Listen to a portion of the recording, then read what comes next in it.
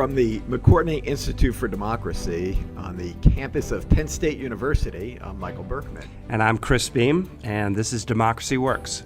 Chris, today we're going to start the first of several episodes that we're hoping to do looking at democracy in a variety of countries other than the United States.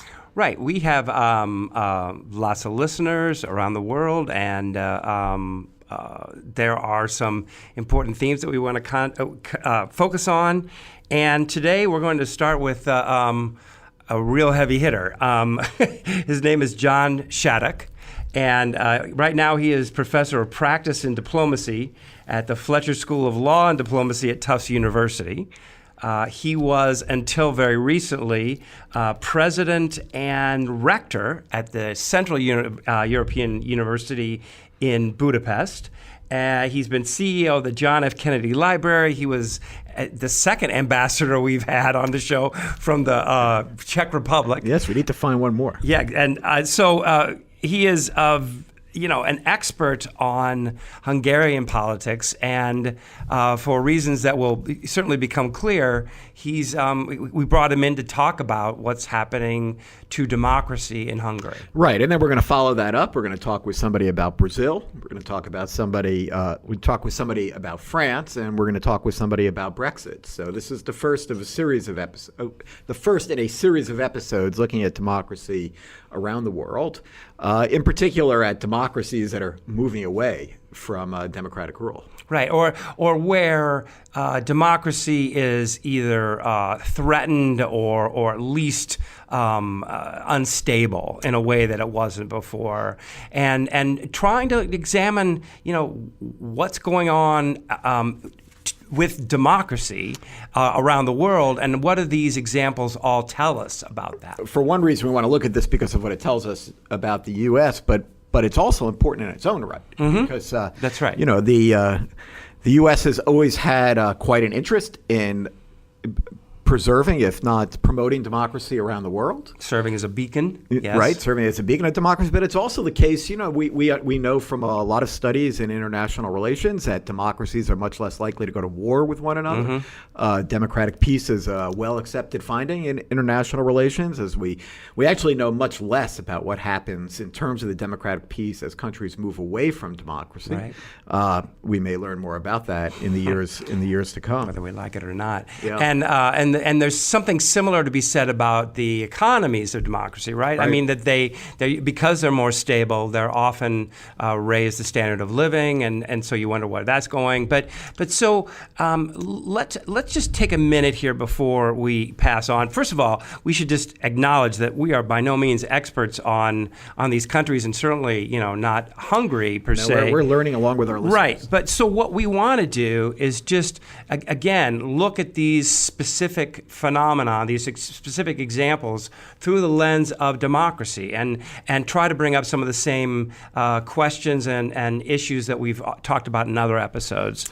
So I think it would be good to start by just saying, here are some of the possibilities, some of the hypotheses that people are raising with respect to what makes these things happen. What is it that causes these crises within democracy? Right. Well, I think we're going to find that there are some similar causes around the world. I think we're going to find that the economic crisis from 2008 has had some lasting and important effects on politics in these countries. I think we're going to find that the influx of migrants has had quite an influence on many of these countries. And then the other thing is just this kind of loss of a sense of identity and of predictability. That's what I want to say. That the world was just culturally and politically, that you kind of knew where things were, and economically too, that you could just kind of had these expectations that you could assume were going to follow through, not just for you, but for your children as well. And these things are tied in with economic change. Absolutely. And tied in with migration. Right. They're tied in with greater civil rights for different groups, especially in the United States. That's particularly been an issue, demographic change. So yeah, we expect to see some commonalities, obviously some distinctiveness. No country's exactly the same, but we expect to see some commonalities, both with respect to how these democracies came under threat and what happens as a result of it, what happens in the society, and how is it that's manifested. Right. What does it mean to say that democracy is eroding or that democracy is declining in a certain country? And I think we'll see it has a lot to do with the extent to which power is decentralized or not, or concentrated in the hands of an authoritarian leader, and the extent to which, countervailing institutions are permitted to operate freely or not, and extent to which the press is allowed to freely operate, and the extent to which so things of that nature. Right. So we have a terrific way to start this series, and look forward to hearing from John and Jenna. Let's go.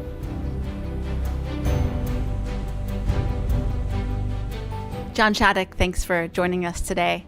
I'd like to start off with a little bit of background information about Hungary. I think it's a country people maybe don't spend a lot of time thinking about. They might know that it's somewhere in Europe and has something to do with George Soros maybe, but beyond that, they don't know a lot about the place or the people who live there. So can you start off by telling us a little bit about the size of Hungary's population? How do people make a living? What are the demographics and things like that? Sure. Hungary is a country of about 9 million people, small, middle of Europe. It's been for centuries a kind of prize for invaders. So it has a long history of being dominated by outsiders, starting with the Mongols and obviously the Turks and the Russians and the Germans and the Habsburgs and later on the Soviets. So, it's a country that's been a bit of a political football in the middle of Europe. It was a strong economy during the communist period. Of course, for 40 years, it was behind the Iron Curtain. It had a communist government. It was dominated by the Soviet Union, and it was a member of the Warsaw Pact. It has almost no history of democracy. It was a country that was part of the Habsburg Empire in the 19th century and early 20th century. It was essentially appended to the Austrian Empire that came out of Vienna, and then it became a little bit independent toward the end of the 19th century, and then there was what's known as the Austro-Hungarian Empire. But again, there was very little democracy.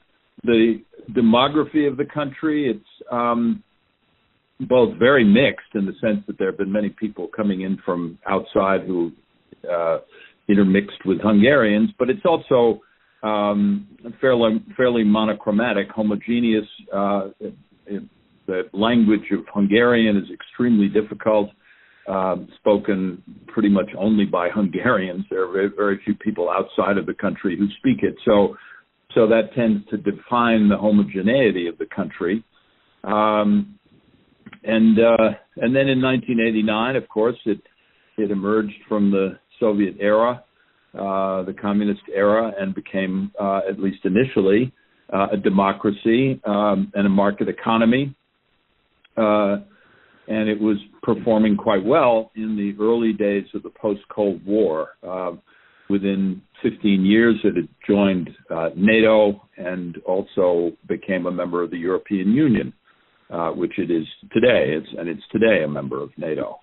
So if I understand correctly, there was about a 20-year period where democracy kind of formed and began to thrive in Hungary from the collapse of the Soviet Union up until about the financial crisis in 2008. So what did that period look like?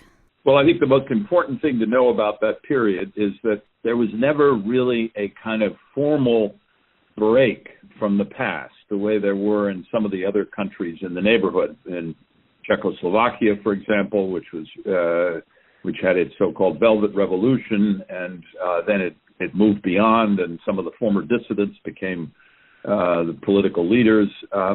The same was true in Poland. In Hungary, many of the same people who were functioning inside the old regime actually ended up working in the new regime and the new democracy, and as Hungary began to move into the modern era.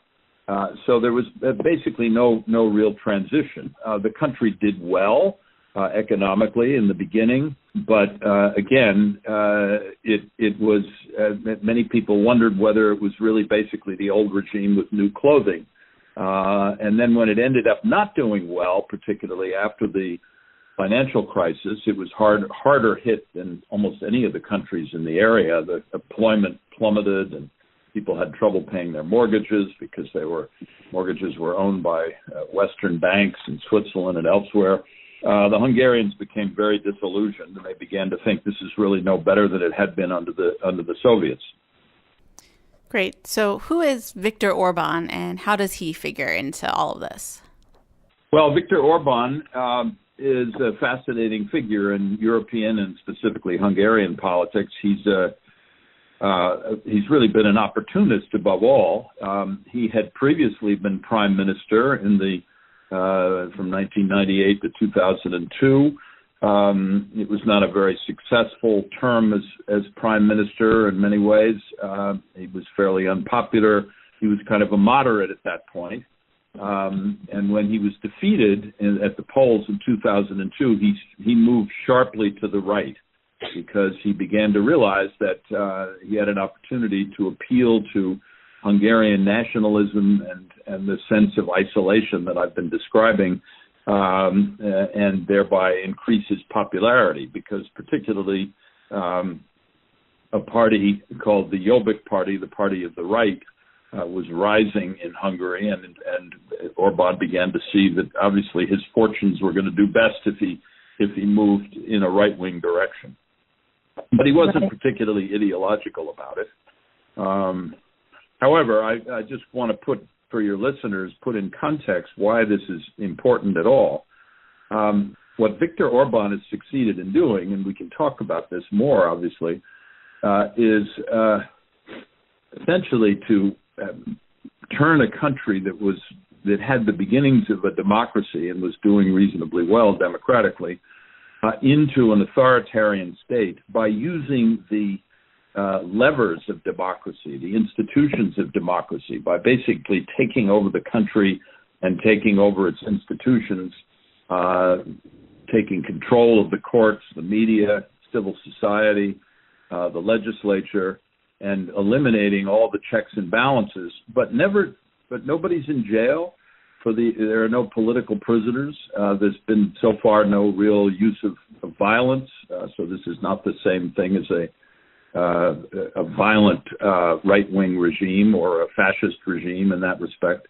So the formula is really very dangerous, and it's a formula that I think has in some ways been copied by other neo-authoritarians outside of Hungary. What were some of the tactics that Orbán used to kind of gain power, or to kind of start to assemble the power that he has now?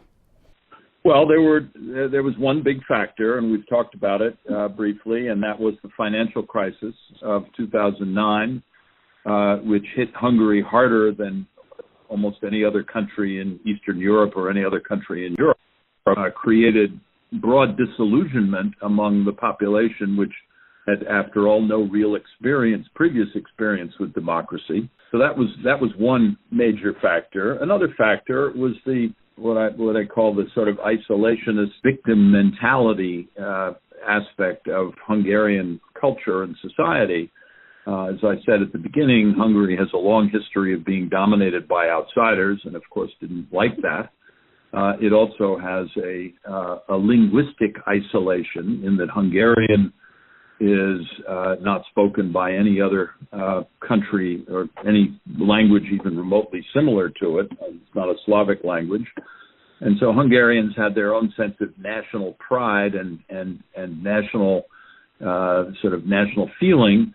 And so it was quite easy for an opportunist populist, if you will, like Viktor Orbán, who began to move to the right in this nationalist direction, after he was defeated after his first term as prime minister, it was quite easy for him, or possible for him, to stir up the nationalist and populist feelings of Hungarians, and then to put before them a series of targets of what people and institutions that he said were causing the problems that the Hungarians were feeling after 2009.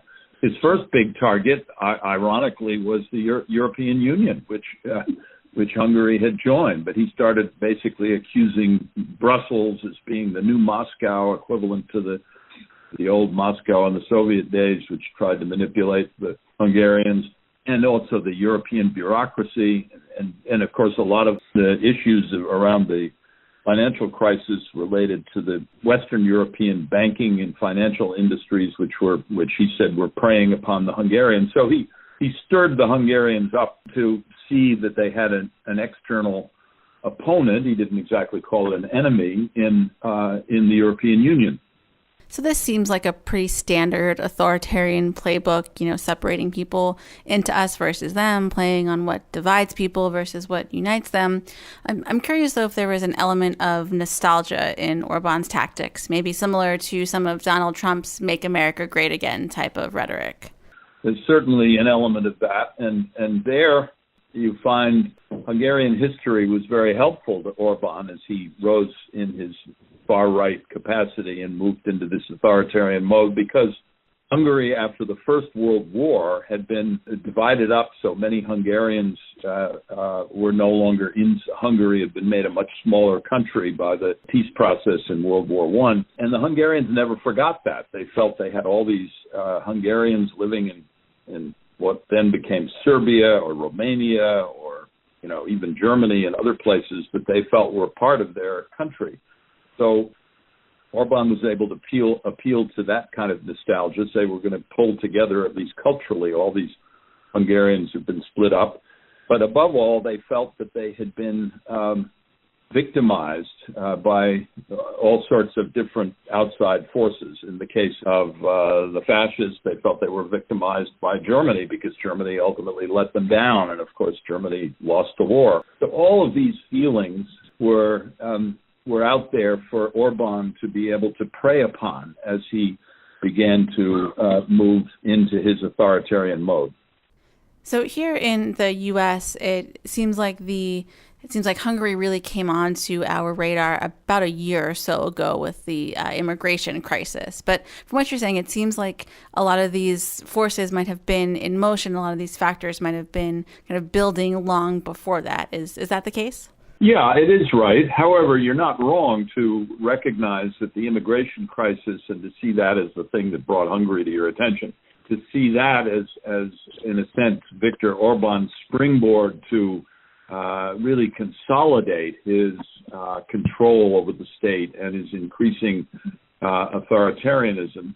As I said earlier, he looked for an outside target soon after his second election in 2010, and the new target was the European Union, and that worked well for him for a while, calling Brussels the new Moscow. But as time went on, he was looking for a new target, and he began to realize, and this is how I think really rather politically brilliant he is and prescient in some ways.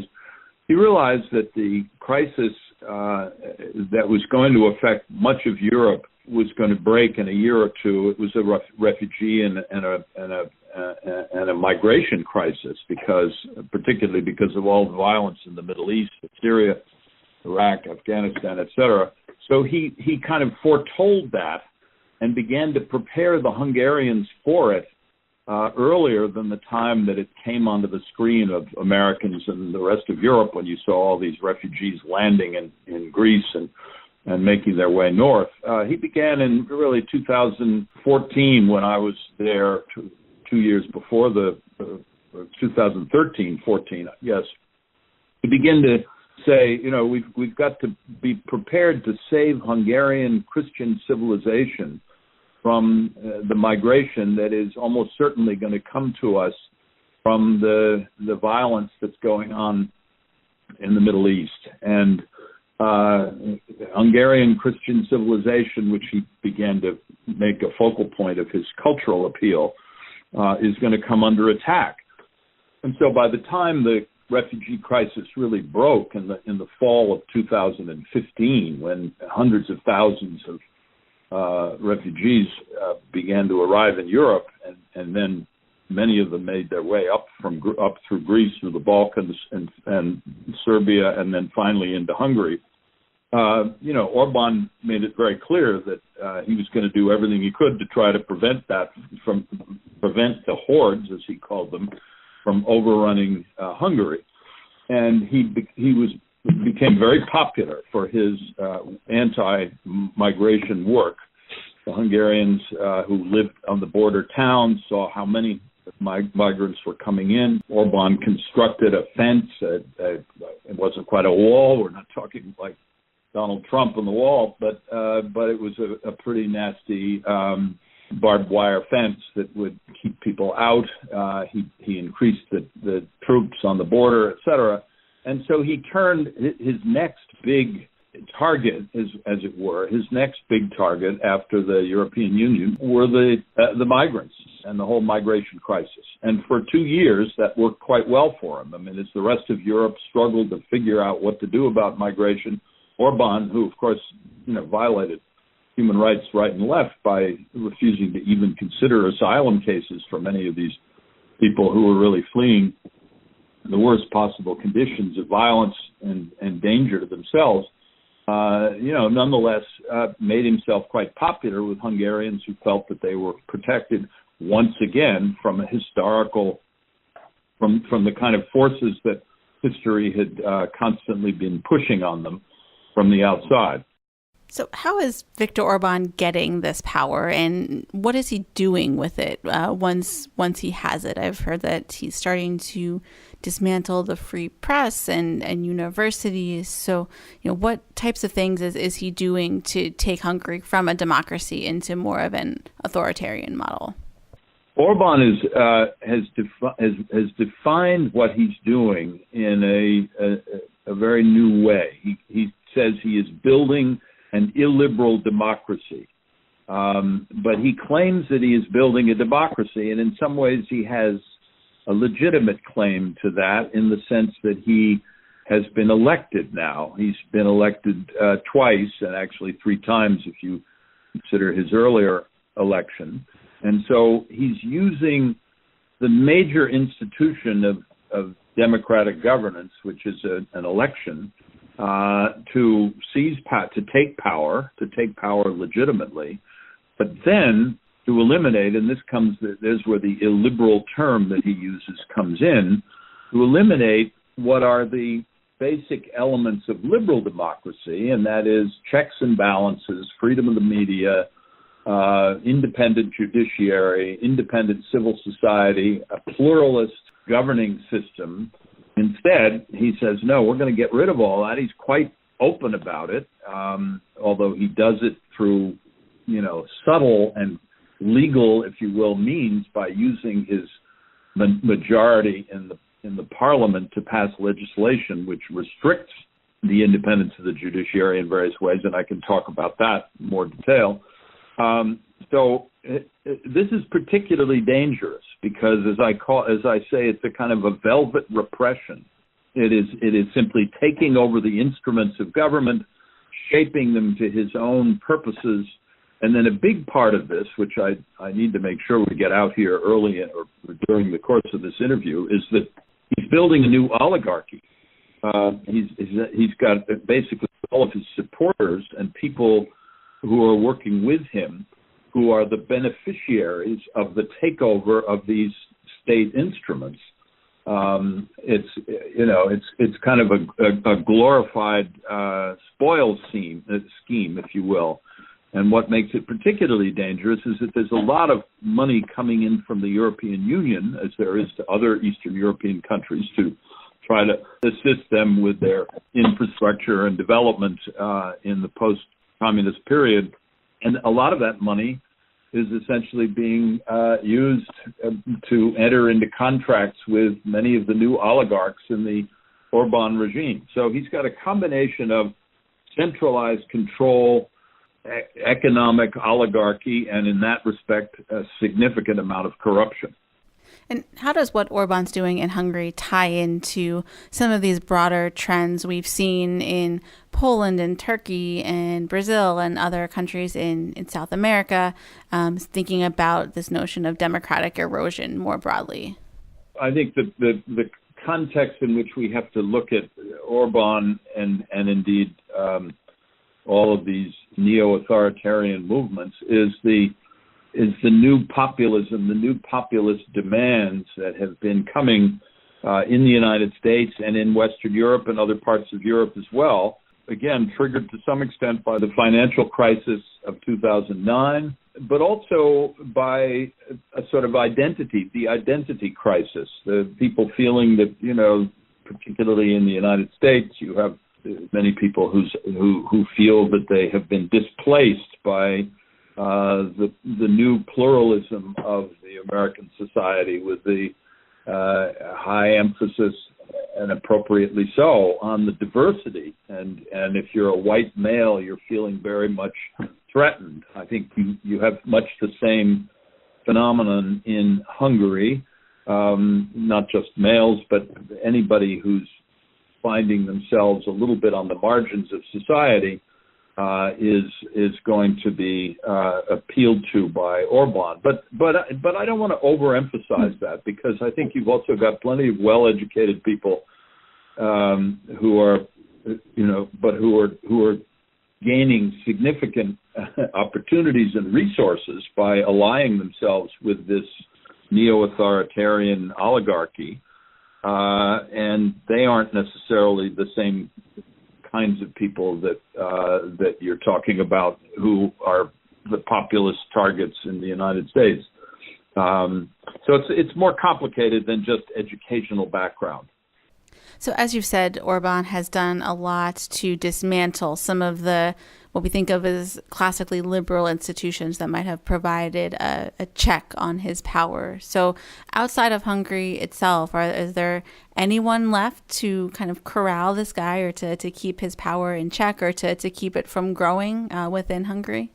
Well, I think let me speak about that by saying that first that I think Orbán has been, in a sense, unleashed by two major developments, both of which have occurred since the time I lived in Hungary, and in that sense, things have gotten much worse.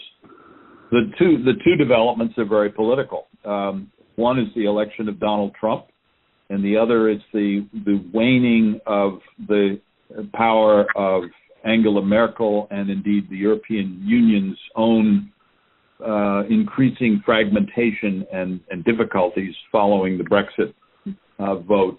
So in a sense, there are no external checks any longer on Viktor Orbán. During the time that I was there, the United States was fairly clear, as were many Western European countries, in saying that they disapproved of what was happening in Hungary, and there were some ways in which I think Orbán was restrained during that period.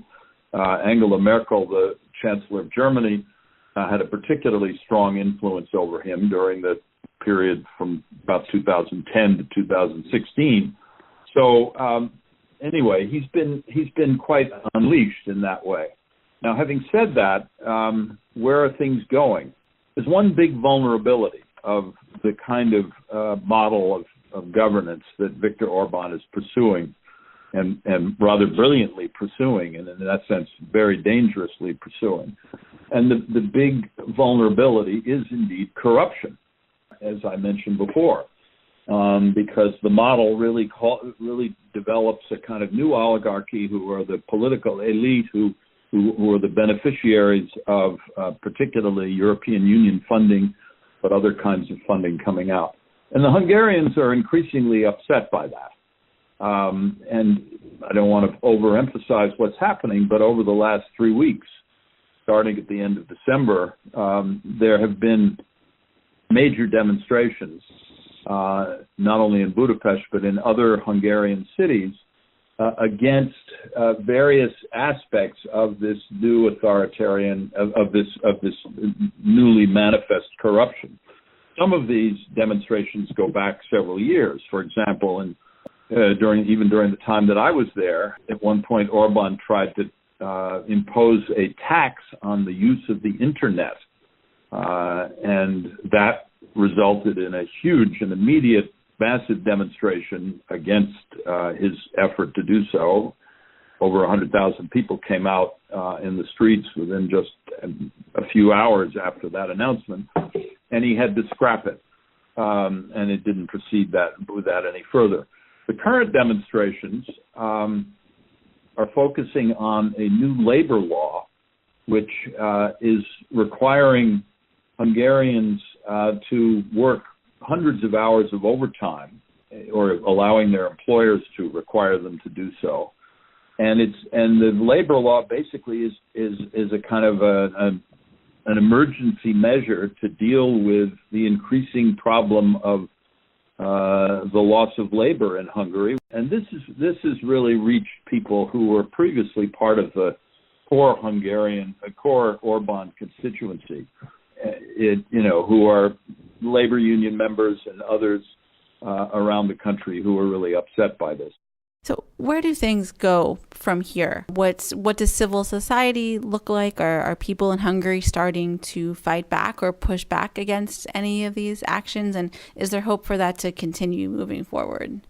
Well, I think I've been very pleased in the last month or two that there's been a lot of coverage of what's happened in Hungary by the international media, by the American media and the European media. So I think following it there is probably one way to do it. There's one aspect of the crisis that I haven't really mentioned, which I should, because I was right in the middle of it, and that is the attack that Orbán has consistently been making on higher education. And, I think he's done that in a very typical Orbán way. And it's not that he has come in with stormtroopers to close down the university. Instead, what he's done is to enact a series of regulatory measures that increasingly made it difficult for the university to operate in Hungary.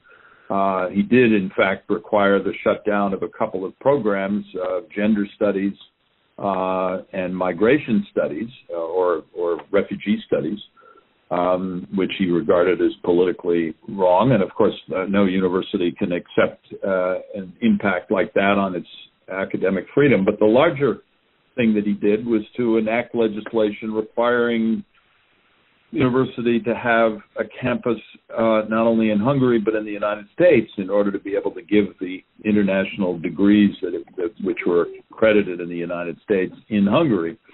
And the CEU went ahead and did open up a campus in the U.S. And then essentially Orbán said, well, I don't like that campus. I don't think it's sufficient. It's not what I have in mind. So that's what the government has done. And basically, CEU is finally just finding it impossible to continue to function and award the master's degrees and PhDs that are accredited in the United States in a Hungarian context. So it is going to have another campus in Vienna, and the faculty and some of the students will continue to commute back and forth. But it's another example of the political, cultural hegemony and intellectual hegemony that is being exercised by this authoritarian regime. This has been a really interesting conversation, John. Thank you so much for all of the good work that you're doing in Hungary and for taking the time today to help all of us learn more about it. Thank you very much.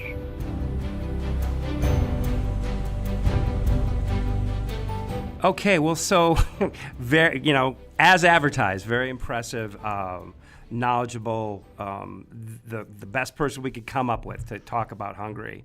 It really reminded me of just what an incredibly hopeful time it was when the Berlin Wall came down and all these new democracies were being established, and how hopeful and excited people were. But I remember that we were also, concerned. Countries that didn't really have a history of Right. democracy. It's hard to just suddenly wake Right, up and suddenly, one day yeah, and be and democratic. right. As we've said, democracy is not natural. And if it's not learned, it's unlikely to be sustained. And that could be some of what we're seeing. But we are also, it is interesting. First, let's just start by, talking about, what set the table for Orbán. You have what John, someone who John completely freely admits is brilliant at kind of reading the political landscape and figuring out how to position himself, how to take advantage of these opportunities. And you had this country that was in debt to a lot of Westerners. And then the crisis happened, the worldwide economic crisis of 2008, 2009, and a lot of mortgages were foreclosed, and so it's all these people from Switzerland and Germany taking your money and taking your houses. Well, it's a perfect setup for populist politics. Exactly, and somebody to blame. It's elites that are making your life difficult. Yeah, and it is really interesting. I think one of the things that we'll see, and that we certainly see here, is just this effort, to divide people, to talk about those people who are not real Hungarians, right? Who are not salt of the earth and don't have history here and aren't part of our Christian past, and those who are not, we don't want them here. We don't like them, and we certainly don't want them in power. Right, that's the populist playbook. Right, exactly. But also the ability to be able to draw upon educational divides and urban-rural divides to create what he really, I think, what he calls an illiberal democracy. Well, I guess Orbán calls it the Orbán. No, that's his phrase. He says it proudly. Yeah, right. This notion of democracy without liberalism, to me, really sums up a lot of the problems of populism. Right, and he's not wrong.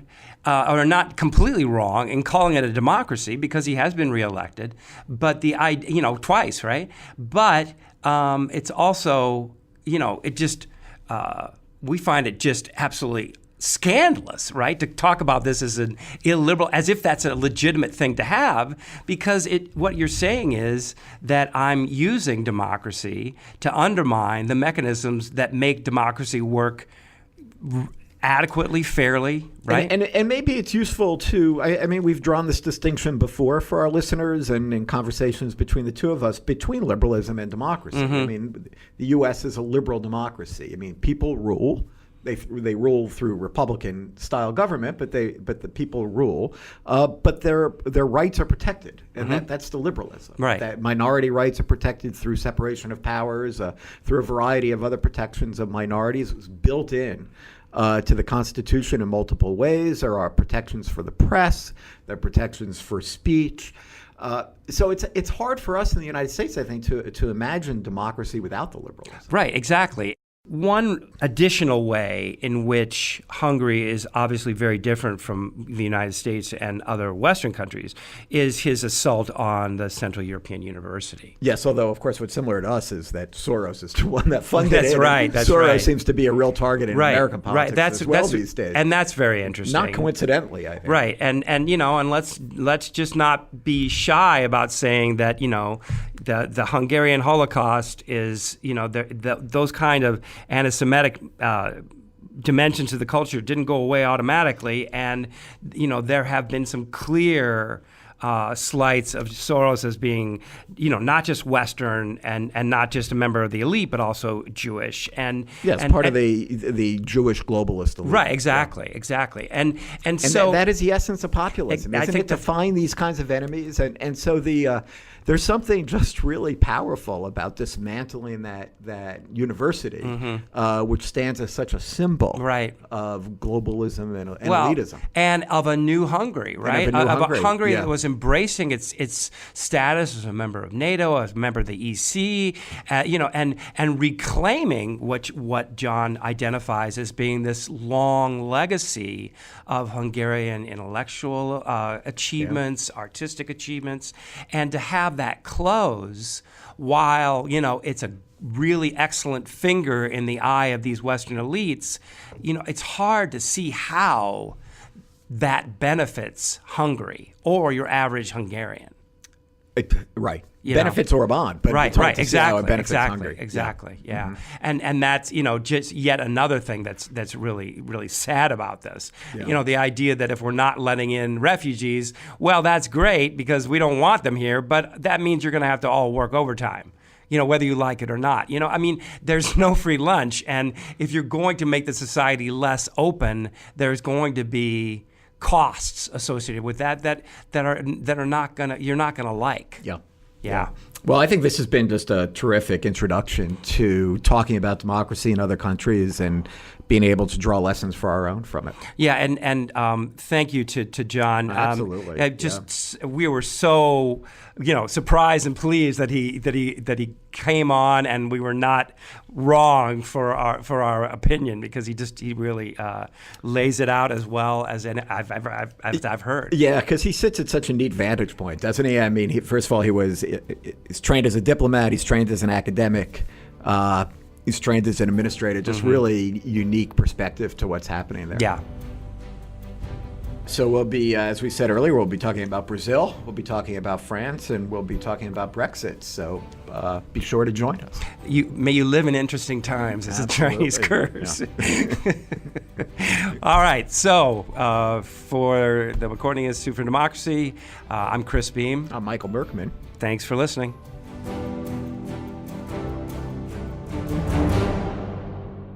Democracy Works is produced by the McCourtney Institute for Democracy at Penn State and WPSU Penn State.